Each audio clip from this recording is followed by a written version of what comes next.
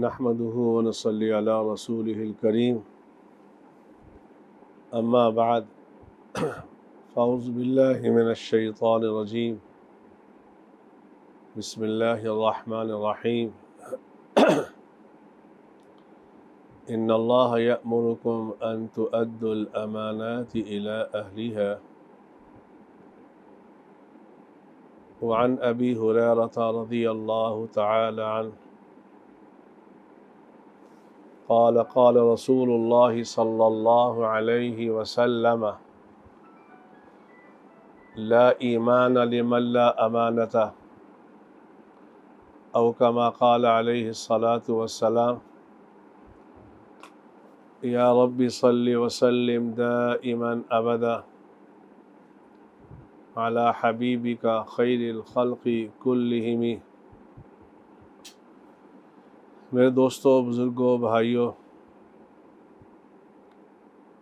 آج میرے جی میں آیا کہ آپ کے سامنے امانت کے متعلق کچھ بیان کیا جائے۔ امانت کسے کہتے ہیں؟ امانت کی کتنی قسمیں ہیں؟ ہمیں کیا کرنا چاہیے؟ رب العالمین نے اس آیت میں ارشاد فرمایا ان اللہ یأمرکم ان تؤدوا الامانات الی اہلها، بے شک اللہ تمہیں حکم کرتے ہیں ان تؤدوا الامانات، یہ کہ تم ادا کرو امانتوں کو، سپرد کرو اس کے اہل کی طرف۔ اور رسول اکرم صلی اللہ علیہ وآلہ وسلم نے ارشاد فرمایا لا ایمان لمن لا امانت لہ، اس آدمی کے ایمان کا کوئی اعتبار نہیں ہے جو امانت کا خیال نہیں رکھتا۔ اس ضمن میں بتاتا جاؤں، امانت کی کل 3 قسمیں ہیں۔ ایک جس کا تعلق حقوق اللہ کے ساتھ ہے، دوسری قسم جس امانت کا تعلق انسان کی ذات کے ساتھ ہے، تیسری قسم جس کا تعلق اللہ کی مخلوق کے ساتھ ہے۔ حاشیہ جلالین میں اس آیت کے ذیل میں ان اللہ یأمرکم ان تؤدوا الامانات الی اہلها، حاشیہ جلالین میں امانت کی اس آیت کے ذیل میں 3 قسمیں نقل کی ہیں۔ تینوں کی تفصیل بیان کروں گا۔ سب سے پہلی قسم وہ امانت جس میں حقوق اللہ، جس کا تعلق حقوق اللہ کے ساتھ ہے، دوسری وہ قسم جس کا تعلق انسان کی اپنی ذات کے ساتھ ہے، اور تیسری وہ قسم امانت کی جس کا تعلق اللہ کی مخلوق کے ساتھ ہے۔ پہلی قسم امانت کی جس کا تعلق حقوق اللہ کے ساتھ ہے، اس کا کیا مطلب ہے؟ اس کا مطلب یہ ہے کہ اللہ تعالیٰ کے اوامر کو بجا لانا اور جن کاموں سے اللہ نے منع کیا ہے اس سے باز رہنا، یہ امانت کی پہلی قسم ہے۔ امانت کی پہلی قسم جس کا تعلق حقوق اللہ کے ساتھ ہے وہ یہ ہے کہ انسان اللہ کے اوامر کو بجا لائے اور جن کاموں سے اللہ نے منع کیا ہے اس سے باز رہے، یہ پہلی قسم ہے۔ مثلا اللہ نے حکم دیا نماز پڑھو، زکوٰۃ ادا کرو، روزہ رکھو، زکوٰۃ ادا کرو، یہ امانت کی پہلی قسم جس کا تعلق اوامر کے ساتھ ہے، اللہ کے احکامات کے ساتھ ہے۔ اور نواہی اللہ نے کہا گناہ نہیں کرنا، اللہ نے منع کیا زنا نہیں کرنا، اللہ نے منع کیا سود نہیں کھانا، اس سے باز رہنا، اس کا تعلق حقوق اللہ کے ساتھ ہے۔ یہاں تک کہ حضرت عبداللہ ابن مسعود رضی اللہ تعالی عنہ نے فرمایا، الامانۃ لازمۃ فی کل شیء حتی الوضوء والغسل، کہ ہر چیز کے اندر امانت کو ملحوظ خاطر رکھنا لازم ہے۔ عبداللہ ابن مسعود رضی اللہ تعالی عنہ کا فرمان، الامانۃ لازمۃ فی کل شیء حتی الوضوء والغسل، کہ ہر چیز کے اندر امانت کو ملحوظ خاطر رکھنا لازم ہے، یہاں تک کہ وضو کے اندر بھی، غسل کے اندر بھی، نماز کے اندر بھی۔ کیا مطلب؟ کہ اگر آپ کسی دریا کے کنارے وضو کر رہے ہیں، یہ پانی اللہ کی امانت ہے، دیکھنا 3 دفعہ سے زیادہ اعضاء کو نہ دھونا۔ اگر آپ نے 3 دفعہ سے زیادہ اپنے اعضاء کو دھویا تو آپ نے اللہ کی امانت جو پانی تھا اس پہ خیانت کی ہے۔ ہم اس کی پرواہ نہیں کرتے، اتنی بڑی نعمت ہے، ہم اس کو ضائع کر دیتے ہیں۔ جیسے کہ رسول اکرم صلی اللہ علیہ وسلم نے اس کو زیادتی سے تعبیر فرمایا ہے۔ یہاں تک کہ غسل کے اندر بھی اس کا خیال رکھنا، پانی کو ضائع نہیں کرنا چاہیے۔ یہاں تک کہ نماز کے اندر بھی ہر رکن کو آہستہ آہستہ ٹھہر کے ادا کرنا۔ ہمارے ہاں تو نہ نماز سیکھی جاتی ہے، نہ ہم کبھی زحمت کرتے ہیں کسی بڑے سے، کسی عالم سے نماز کو سیکھا جائے۔ مجھے وہ حدیث یاد آ گئی، ایک صحابی رضی اللہ تعالی عنہ مسجد میں حاضر ہوئے، نماز پڑھی، نماز پڑھنے کے بعد محمد عربی صلی اللہ علیہ وآلہ وسلم مسجد میں تشریف فرما تھے، تو یہ صحابی جب نماز سے فارغ ہوا اور کہنے لگا، السلام علیک یا رسول اللہ، آپ علیہ الصلاۃ والسلام نے فرمایا، وعلیکم السلام، قم فصلی فإنک لم تصلی، اے صحابی جا نماز پڑھ، تو نے نماز نہیں پڑھی۔ وہ دوبارہ گیا نماز پڑھنے کے لیے، پھر آیا، پھر آ کے کہا، السلام علیک یا رسول اللہ، آپ نے فرمایا، وعلیکم السلام، قم فصلی فإنک لم تصلی، جا نماز پڑھ، تو نے نماز نہیں پڑھی۔ اب کیا کمی رہ گئی تھی؟ تعدیل ارکان چھوٹ رہے تھے۔ تعدیل ارکان کہتے ہیں ہر رکن کو ٹھہر ٹھہر کے ادا کرنا۔ ایک امانت ہے، نماز ایک امانت ہے، اس کو صحیح طرح ادا کرنا، اس کو صحیح طرح ادا کرنا۔ آج تو ہماری نماز کے اندر جان ہی نہیں ہے۔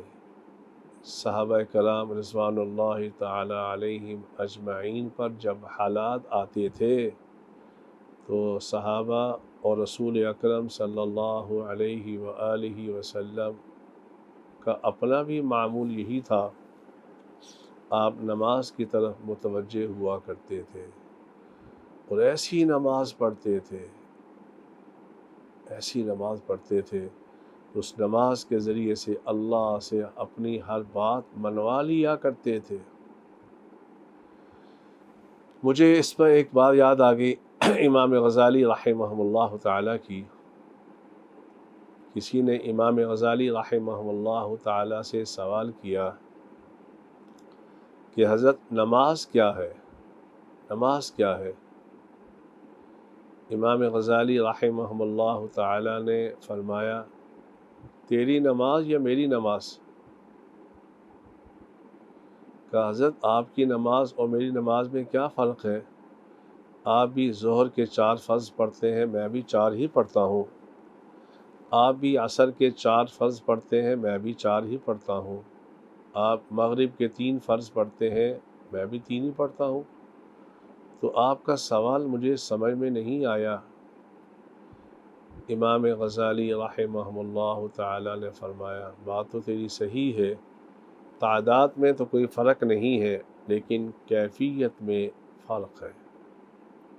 کہ وہ کیسے؟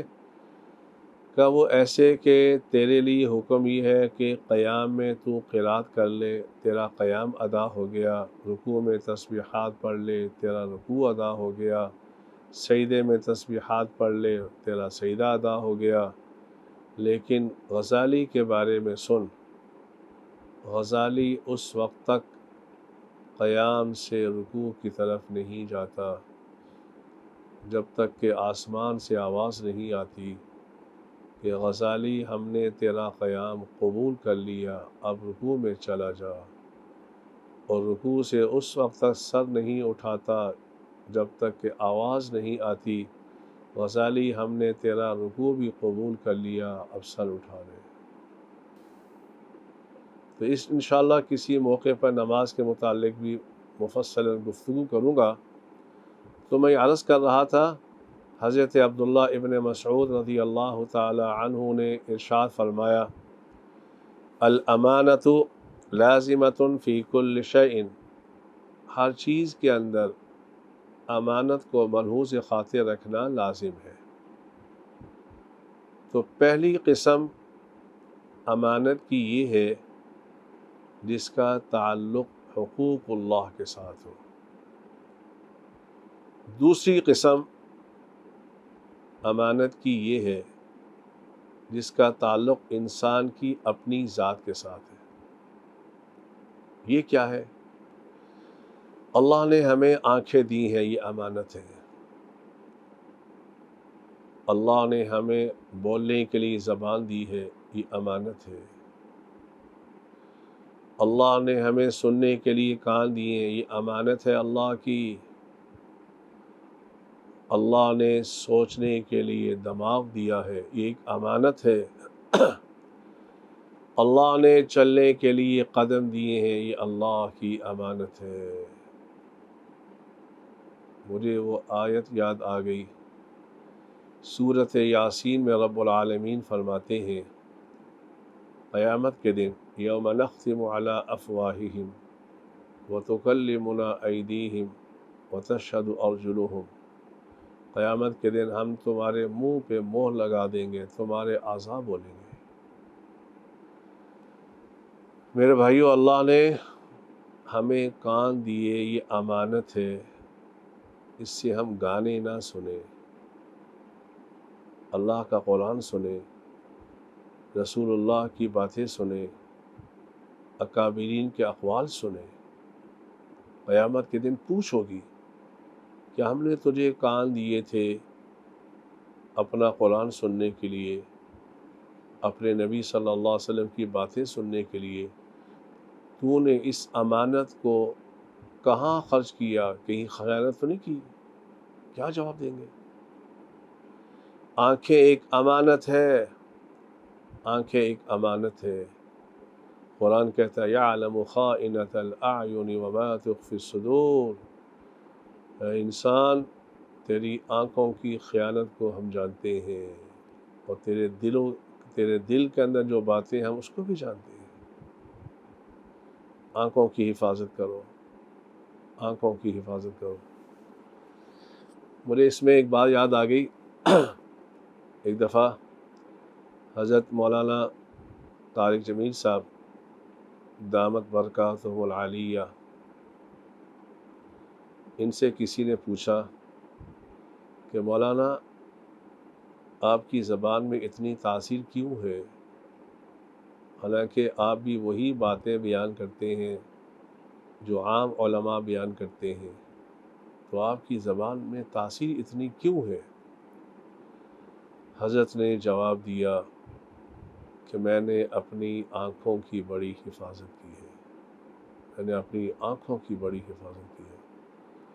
اللہ نے اس شخص سے دین کا بہت کام لیا، بہت کام لیا، بہت کام لیا۔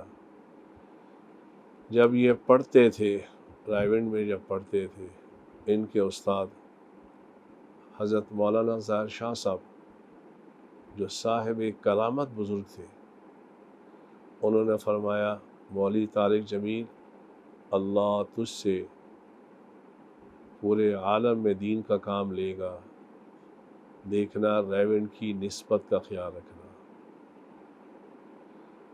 تو آنکھوں کی حفاظت رسول اکرم صلی اللہ علیہ وآلہ وسلم نے ارشاد فرمایا، جو شخص بد نظری کے موقع پر اپنی آنکھوں کو جھکا لیتا ہے، میرے نبی نے فرمایا وہ اپنے دل میں حلاوت ایمان کی مٹھاس کو محسوس کرے گا۔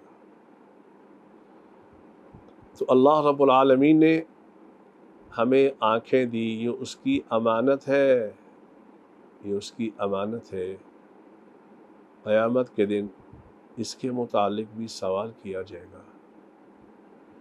اللہ نے دل دیا، رسول اکرم صلی اللہ علیہ وسلم کی وہ حدیث، الا ان فی الجسد مضغہ، الا ان فی الجسد مضغہ، خبردار انسان کے جسم میں ایک گوشت کا لوتھڑا ہے، اذا صلحت صلح الجسد کلہ، اگر وہ صحیح ہو جائے تو انسان سارا کا سارا انسان صحیح ہو جاتا ہے، وَإِذَا فَسَدَتْ فَسَدَتْ جَسَدُ كُلُّهُ، اگر وہ لوتھڑا خراب ہو جائے سارا انسان خراب ہو جاتا ہے۔ حضور نے فرمایا الا وہی القلب، الا وہی القلب، وہ دل ہے، وہ دل ہے، وہ دل ہے۔ میرے بھائیوں، یہ دل بھی اللہ کی امانت ہے، اس دل کو اپنے اللہ کے غیر سے خالی کر لو، اس دل کو اللہ کے غیر سے خالی کر لو،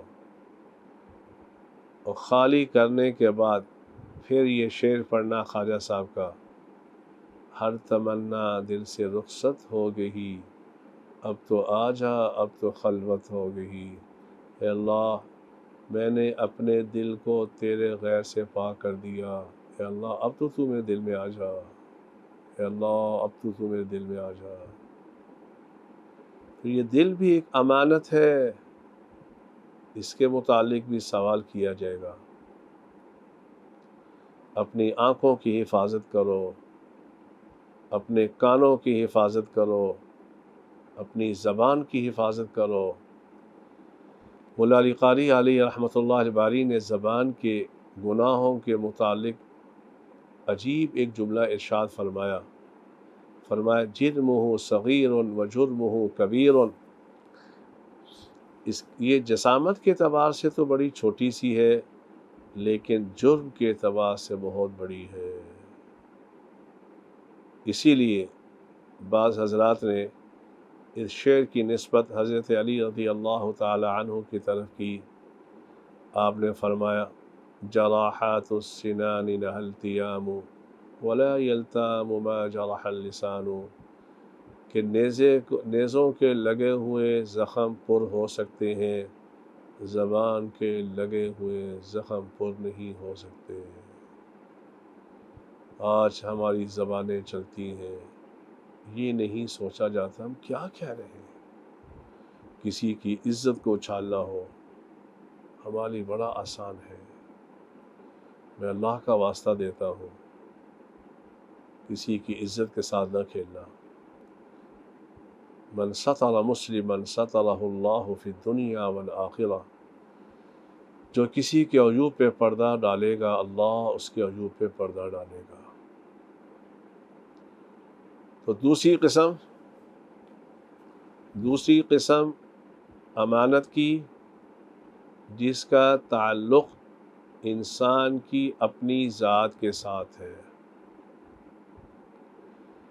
تیسری قسم امانت کی، جس کا تعلق حقوق العباد کے ساتھ ہے، حقوق العباد کے ساتھ ہے۔ ہمارے ہاں یہ امانت کی جو تیسری قسم ہے، جس کا تعلق حقوق العباد کے ساتھ ہے، ہم نے صرف یہ سمجھ رکھا ہے کہ اگر کسی نے ہمارے پاس بطور امانت کے پیسے رکھے ہیں اس کو واپس کرنا بس یہ قسم ہے امانت کی، حالانکہ ایسا نہیں ہے، یہ ایک اس کا فرض ہے، یہ اس کا فرض ہے۔ اور میرے بھائیوں، مجھے وہ بات یاد آ گئی، ایک وعدہ ہم نے اپنے اللہ سے بھی کیا تھا، جب اللہ نے کہا الست بربکم الست بربکم، سارے عالم کے ارواح اللہ نے اپنے سامنے جمع کی اور فرمایا دنیا میں جا کر الست بربکم، کس کی جا کے عبادت کرو گی؟ تو قالوا بلا، ہم نے وہاں یہ وعدہ کیا تھا اللہ ہم تیرا حکم مانیں گے، تیرے نبی صلی اللہ علیہ وسلم کی باتیں مانیں گے، آج ہم نے اس کو چھوڑ دیا۔ تو امانت کی تیسری قسم ہے، اس کا تعلق صرف مال کے ادائیگی کے ساتھ نہیں ہے۔ ہم کسی کے ہاں جب ملازم ہوتے ہیں، یہ مسئلہ غور سے سن لیں، تو یہ وقت امانت ہے، امانت ہے، وہ ہمیں پیسے دیتا ہے 8 گھنٹے ملازمت کرنے کی، یہ امانت ہے 8 گھنٹے، ہم کیا کرتے ہیں 2 گھنٹے کے بعد حاضری لگا کے واپس آ جاتے ہیں، یہ 6 گھنٹے کی کمائی شرعاً حرام ہے۔ ہمارے ملک میں اس امانت کے اندر خیانت بہت زیادہ پائی جاتی ہے۔ جس کے ہاں ہم ملازم ہیں اس کو پورا وقت دینا، یہ وقت امانت ہے۔ اسی طرح ہم اگر سرکاری ملازم ہیں تو پورا وقت دینا، یہ پورا وقت دینا ایک امانت ہے، اس کے اندر ڈنڈی مارنا حرام ہے۔ حکومت والوں کے پاس رعایا کے پیسے یہ امانت ہے، امانت، اس کو بے جا استعمال کرنا خیانت ہے، حرام ہے۔ کسی کو سرکاری عہدہ دینا ایک امانت ہے، اس کے اندر خیانت کرنا حرام ہے۔ ہمارے ہاں تو عہدہ لینے کو اعزاز سمجھا جاتا ہے، پیسے خرچ کیے جاتے ہیں، رشوت دی جاتی ہے۔ صحابہ کرام رضوان اللہ تعالی علیہم اجمعین کے بارے میں آتا ہے، اللہ اکبر، میرے بھائیوں، جن کے سامنے آخرت ہوتی ہے نا، وہ دنیا کے عہدے کبھی طلب نہیں کرتے، کبھی طلب نہیں کرتے۔ تو جب اللہ کے نبی صلی اللہ علیہ وسلم کا ارادہ ہوتا تھا کہ میں نے صبح کسی کو گورنر بنانا ہے، تو رات کو صحابہ رو رو کر اللہ کے حضور دعا کیا کرتے تھے، اے اللہ کہیں صبح رسول اکرم صلی اللہ علیہ وسلم مجھے ذمہ دار نہ بنا دیں، اے اللہ میں جواب نہیں دے سکتا تجھے قیامت کے دن۔ آج تو ان امانتوں میں خصوصاً ہمارے ملک پاکستان میں بڑی خیانت سے کام ہو رہا ہے، بڑی خیانت سے کام ہو رہا ہے، پوچھ ہوگی۔ مجھے وہ حدیث یاد آ گئی، رسول اکرم صلی اللہ علیہ وآلہ وسلم نے معاذ بن جبل رضی اللہ تعالی عنہ کو یمن کا گورنر بنا کر بھیجا۔ حلف برداری ہو رہی ہے مسجد نبی صلی اللہ علیہ وسلم میں، حلف لینے والی شخصیت محمد صلی اللہ علیہ وسلم کی ہے، منبر بھی رسول اللہ کا، مسجد بھی رسول اکرم صلی اللہ علیہ وسلم کی، حلف لیا جا رہا ہے، یمن کا گورنر بنایا جا رہا ہے معاذ بن جبل رضی اللہ تعالی عنہ۔ کیا زمانہ تھا میرے بھائیوں، حلف کیا ہوا؟ آپ علیہ السلام نے فرمایا معاذ جب تو گورنر بن کے جائے گا یمن کا، لوگ تیرے پاس آئیں گے مسائل پوچھنے کے لیے، اے معاذ تو کہاں سے بتائے گا مسائل؟ حضرت معاذ ابن جبل نے فرمایا فَبِكِتَابِ اللَّهِ یا رسول اللہ، اے اللہ کے نبی صلی اللہ علیہ وسلم اللہ کے قرآن سے بتاؤں گا۔ رسول اکرم صلی اللہ علیہ وسلم نے فرمایا اے معاذ فَإِن لَمْ تَجِدْ فِي كِتَابِ اللَّهِ یا معاذ، اے معاذ اگر تو وہ مسئلہ قرآن میں نہ پائے پھر کیا کرے گا؟ تو معاذ ابن جبل نے فرمایا فَبِسُنَّةِ رسول اللہ صلی اللہ علیہ وسلم، اے اللہ کے نبی صلی اللہ علیہ وسلم آپ کی سنت میرے سامنے ہے، آپ کی زندگی میرے سامنے ہے، میں اس سے فیصلہ کروں گا۔ اس سے معلوم ہوا گورنر بننے کے لیے یہ شرط ہے جس کے پاس قرآن کا بھی علم ہو، رسول اللہ کی بھی زندگی سامنے ہو۔ رسول اللہ نے فرمایا فَإِن لَمْ تَجِدْ فِي سُنَّتِي یا معاذ، اے معاذ اگر تو میری سنت میں بھی وہ مسئلہ نہ پائے پھر کیا کرے گا؟ تو حضرت معاذ ابن جبل نے فرمایا میں اجتہاد کروں گا۔ یہ مسئلہ بتاتا جاؤں، اجتہاد ان مسائل میں ہو سکتا ہے جو مسائل قرآن و سنت کے اندر موجود نہ ہوں۔ ہمارے معاشرے میں جس کو کچھ بھی پتہ نہیں کہتا جی مولانا اجتہاد کر لیں، جو مسئلہ قرآن میں موجود ہے، مثلا ایک آدمی کہتا ہے جی آج کل بڑی ٹھنڈ ہے چلو اجتہاد کر کے وضو کو ختم کر دیں، یہ ختم نہیں ہو سکتا، قرآن کا حکم ہے۔ تو معاذ ابن جبل نے عرض کیا یا رسول اللہ صلی اللہ علیہ وسلم پھر میں اجتہاد کروں گا قرآن و سنت کی روشنی میں۔ آپ نے فرمایا الحمدللہ الذی وفق رسول اللہ، تمام تعریفیں اس اللہ کے لیے ہیں جس نے اپنے رسول کے قاصد کو اس بات کی توفیق عطا فرمائی۔ یہ زمانہ تھا میرے بھائیوں، آج عہدے کے لیے کروڑوں روپے خرچ کیے جاتے ہیں، کبھی سوچو تو صحیح قیامت کے دن اللہ کو کیا جواب دو گے؟ یہ خزانے کا پیسہ ایک امانت ہے، امانت، اگر اس میں خیانت کریں گے قیامت کے دن اللہ کو جواب دینا پڑے گا۔ میرے استاد محترم حضرت مولانا مفتی محمود اشرف صاحب دامت برکاتہم العالیہ اس وقت مفتی ہیں دارالعلوم کراچی میں، اور حضرت مفتی تقی عثمانی صاحب کے بھتیجے ہیں، اور ماشاءاللہ پائے کے متقی اور مفتی ہیں۔ مشکات پڑھاتے ہوئے حضرت نے عجیب ایک جملہ ارشاد فرمایا طلباء سے، فرمانے لگے دیکھنا مدرسے کے وقف مال میں خیانت نہ کرنا، مدرسے کے وقف مال میں خیانت نہ کرنا، کیونکہ یہ ہزاروں لوگوں کا یہ چندہ ہوتا ہے، قیامت کے دن کس کو جواب دو گے؟ کس کو جواب دو گے؟ اس لیے میرے بھائیوں میں اپنے حکومت والوں سے التماس کرتا ہوں، اللہ نے آپ کے ذمے یہ ذمہ داری لگا رکھی ہے، دیکھنا ایک امانت ہے، ہر وزیر ایک امانت کی سیٹ پہ بیٹھا ہے، خیانت نہ کرنا، یہ نہ دیکھنا کہ یہ میرا دوست ہے یا یہ مجھے ووٹ دیتا ہے۔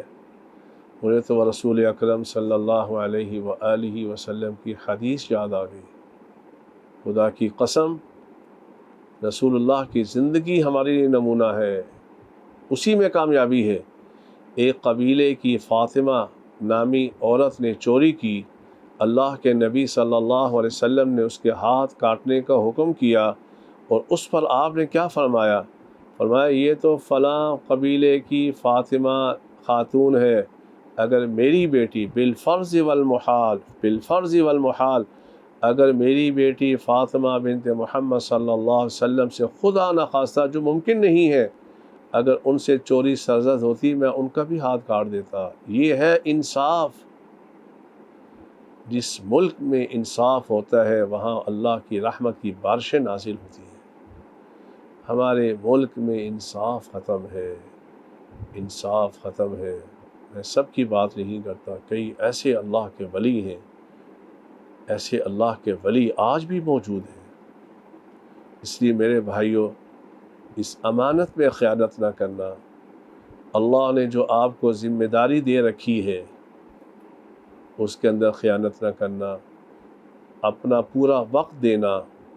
ہمارے معاشرے میں یہ چھوٹے سے لے کر بڑے طبقے تک جتنے لوگ بھی ہیں اکثر خیانت کے اندر مبتلا ہیں۔ جو ڈیوٹی کا ٹائم ہوتا ہے، جو امانت ہے، ہم اس میں خیانت کرتے ہیں۔ اس لیے ہمیں ان تینوں قسموں پہ عمل کرنا چاہیے۔ امانت کی تین قسمیں، پہلی قسم جس کا تعلق حقوق اللہ کے ساتھ ہے، دوسری قسم جس کا تعلق انسان کی ذات کے ساتھ ہے، تیسری قسم جس کا تعلق حقوق العباد کے ساتھ ہے۔ ان تینوں کو بجا لانے کا حکم اللہ نے ہمیں دیا ہے۔ ان اللہ یأمرکم ان تؤدوا الامانات الی اہلہا، ان اللہ یأمرکم ان تؤدوا الامانات الی اہلہا۔ میرے بھائیوں، ہمارے اس معاشرے میں خیانت کا رواج عام ہو چکا ہے، خیانت کا رواج عام ہو چکا ہے۔ میں یہ شکایت اپنے طبقے سے بھی کرتا ہوں۔ علماء کرام وہ بھی تدریس کرتے ہوا پورا وقت نہیں دیتے، پورا وقت نہیں دیتے۔ مفتی اعظم پاکستان، خدا کی قسم ہمارے پاس کیسے کیسے نمونے موجود۔ مفتی اعظم پاکستان مفتی شفیع صاحب نور اللہ مرقدہ نے آخری عمر میں دارالعلوم سے جتنی تنخواہ لی تھی ساری کی ساری واپس کر دی۔ ہو سکتا ہے کہ میں نے اس میں کوئی کوتاہی کی ہو، کوئی کوتاہی کی ہو۔ اس لیے علماء کو بھی میں کہتا ہوں، التماس کرتا ہوں کہ جو آپ کے ذمے چیزیں لگی ہیں یہ نہ سمجھنا کہ میں فلاں کا بیٹا ہوں، فلاں کا بیٹا ہوں۔ نہیں نہیں نہیں نہیں، اس کے اندر خیانت کرنا یہ بھی گناہ کبیرہ ہے۔ اللہ رب العالمین ان باتوں پر مجھے بھی، آپ کو بھی اور ساری انسانیت کو عمل کرنے کی توفیق عطا فرمائے۔ وآخر دعوانا ان الحمد للہ رب العالمین۔ الحمد للہ رب العالمین والصلاة والسلام على سید الانبیاء والمرسلین۔ ربنا آتنا فی الدنیا حسنہ وفی الآخرۃ حسنہ وقنا عذاب النار وادخلنا الجنة مع الابرار یا عزیز یا غفار یا رب العالمین۔ ربنا ظلمنا انفسنا وإن لم تغفر لنا وترحمنا لنكونن من الخاسرين۔ ربنا ظلمنا أنفسنا وإن لم تغفر لنا وترحمنا لنكونن من الخاسرين۔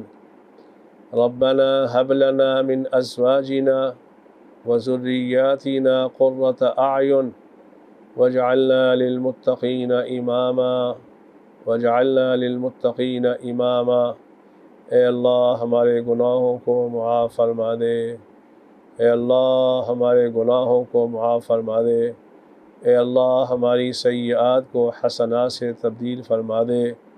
اے اللہ ہم اقرار جرم کرتے ہیں، ہم خائن ہیں، ہم نے تیرے حقوق میں بھی خیانت کی ہے، اپنی ذات کے متعلق بھی خیانت کی ہے، تیرے بندوں کے حقوق کے متعلق خیانت کی ہے۔ اے اللہ ہمیں معاف فرما دے۔ اے اللہ ہم نے اپنی آنکھوں کو وہاں استعمال کیا جہاں سے تو نے منع کیا۔ اے اللہ ہم نے اپنے کانوں کو وہاں استعمال کیا جس کے سننے کو تو نے حرام قرار دیا۔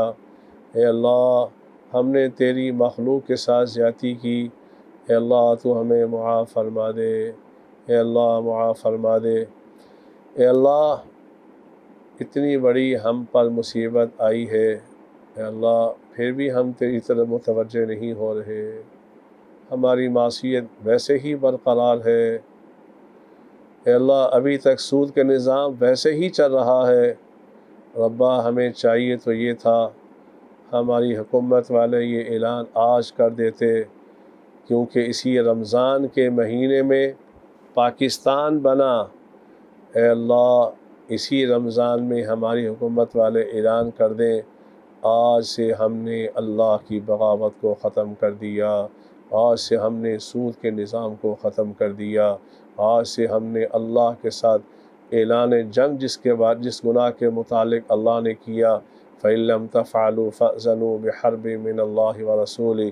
اے اللہ آج ہم نے اپنے ملک سے سودی نظام کو ختم کر دیا، اے اللہ ہمیں اس کی توفیق عطا فرما دے۔ اے اللہ ہماری حکومت والوں کو مزید ترقی نصیب فرما دے، اے اللہ گناہوں سے بچا لے، اے اللہ ان سے وہ کام لے لے جس سے تو راضی ہوتا ہے، اے اللہ ان کاموں سے بچا لے جس سے تو ناراض ہوتا ہے۔ اے اللہ یہ کرونا کی وبا، اے اللہ یہ کرونا کی وبا جس میں ساری انسانیت مبتلا ہو چکی ہے، اے اللہ تو اس کو ختم فرما دے، اے اللہ تو اس کو ختم فرما دے۔